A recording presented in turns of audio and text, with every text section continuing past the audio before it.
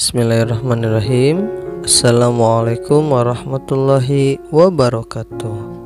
Apa kabar semuanya? Semoga kalian senantiasa ada dalam kesehatan dan juga dalam lindungan Allah Subhanahu wa taala. Amin ya robbal alamin. Baiklah anak-anakku sekalian, insya Allah untuk materi kita di hari ini yaitu materinya adalah menghindari perilaku dengki. Nah, salah satunya kita akan melihat perilaku dengki seperti Abu Lahab ya. Nah, bagaimana kisahnya nanti kita akan bahas bersama-sama ya. Baik, sebelumnya kita berdoa terlebih dahulu. Bismillahirrahmanirrahim.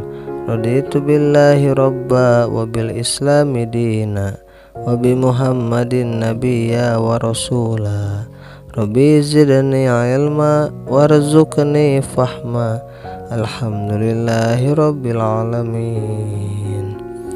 Baiklah anak-anak sekalian, langsung saja kita akan melihat bahwasanya perilaku dengki ini yang seperti apa sih. Nah, dan bagaimana perbuatan Abu Lahab. Nah, anak-anak sekalian, pada masa jahiliyah banyak tokoh yang memiliki perilaku dengki. Di antara mereka ialah Abu Lahab ya.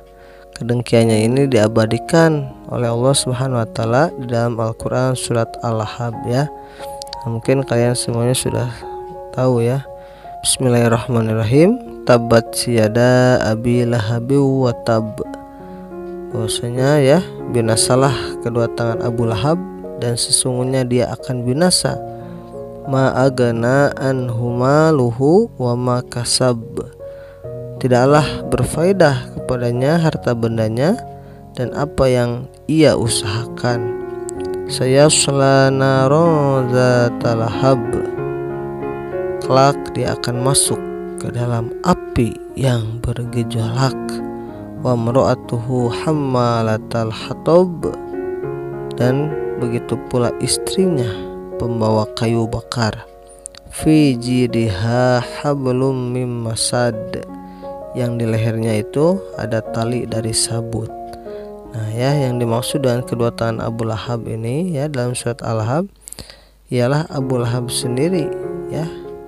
Sedangkan pembawa kayu bakar itu dalam bahasa Arab adalah kiasan bagi penyebar fitnah ya.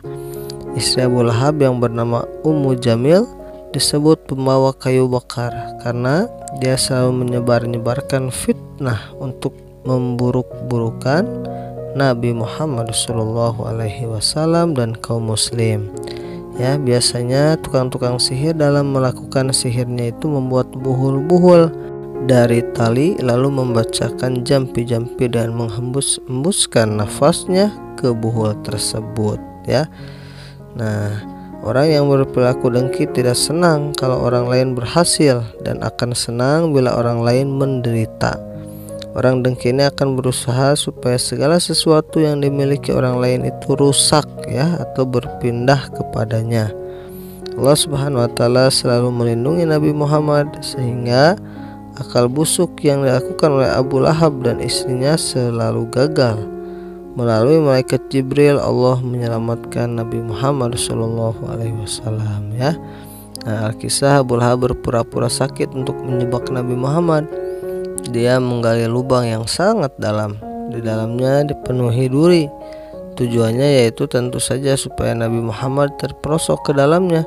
Setelah rencana tipu muslihat disiapkan, dia mengutus seorang utusan untuk menemui Nabi Muhammad. Dia berpesan untuk memberitahukan kepada Nabi Muhammad bahwa pamannya sakit dan ingin dijenguk oleh Nabi Muhammad ya. Sebagai seorang rasul, Nabi Muhammad sama sekali tidak berpikiran buruk. Bahkan dia mengatakan kepada utusan Abu Lahab, saat itu pula ia akan menjenguknya. Dari kejauhan Abu Lahab sudah mengawasinya. Dia melihat Nabi Muhammad berjalan menuju rumahnya. Semakin dekat dan semakin dekat, Abu Lahab semakin tak sabar untuk melihat Nabi Muhammad terperosok.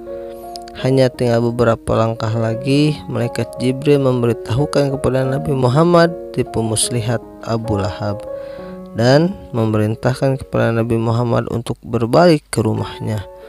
Nabi Muhammad menurutinya dan langsung berbalik 180 derajat. Melihat kejadian itu, Abu Lahab marah dan hilang kontrol.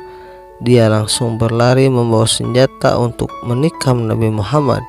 Dia lupa dengan lubang berduri yang dibuatnya, dan pada akhirnya dialah yang terperosok ke dalam lubang yang dibuat oleh dirinya sendiri.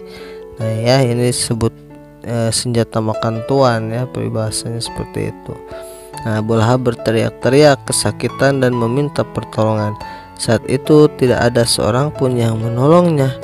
Mendengar teriakan yang sangat keras, Nabi Muhammad berbalik langkah lagi. Dia melihat pamannya kesakitan di dalam lubang. Berkat kemuliaan hati Nabi Muhammad, beliau sama sekali tidak dendam dan segera menolong Abu Lahab. Nah, ya, ini salah satu kisahnya. Bahwasanya ya, kedengkian Abu Lahab itu sudah luar biasa sekali. Bahkan Allah mengabadikannya di dalam Al-Quran ya. Nah, walaupun Abu Lahab ini masih saudara dengan Nabi Muhammad ya, termasuk pamannya sendiri, yaitu pamannya Nabi Muhammad ya, namun tetap kedengkian terhadap agama Islam itu selalu Abu Lahab tonjolkan. Dia memperlihatkan kedengkiannya secara terang-terangan ya. Nauzubillahimindzalik. Nah, anak-anak sekalian, itulah salah satu sikap dengki Abu Lahab. Nah, anak-anak sekalian, itu saja barangkali untuk materi kita hari ini. Nah, untuk selanjutnya silakan kalian bacakan juga ya di buku paketnya halaman 35 dan halaman 36. Kalian bisa lihat salah satu cara untuk menghindari perilaku bohong ya, seperti Musailamah Al-Kadzab. Kalian silahkan baca ya, kalian literasi halaman 35 sampai halaman 36. Silahkan. Nah, setelah selesai silahkan kalian perhatikan, ini tugas untuk kalian. Nah, silahkan kalian kerjakan tugasnya ya. Perhatikan, apabila kalian lihat dari laptop boleh kalian screenshot, atau dari HP juga silahkan kalian screenshot dulu ya. Nah, setelah selesai tugasnya jangan lupa dikirimkan ke Bapak ya. Baik, itu saja barangkali untuk pertemuan kita hari ini. Kita akhiri dengan bacaan hamdalah. Alhamdulillahirabbil alamin. Wa kifaratul majlis. Subhanakallahumma wa bihamdika asyhadu an la ilaha illa anta astaghfiruka wa atubu ilaik. Terima kasih banyak, mohon maaf atas segala kekurangan dan kesalahannya. Terima kasih. Wabillahi taufiq wal hidayah wa ridha wal inayah. Wassalamualaikum warahmatullahi wabarakatuh.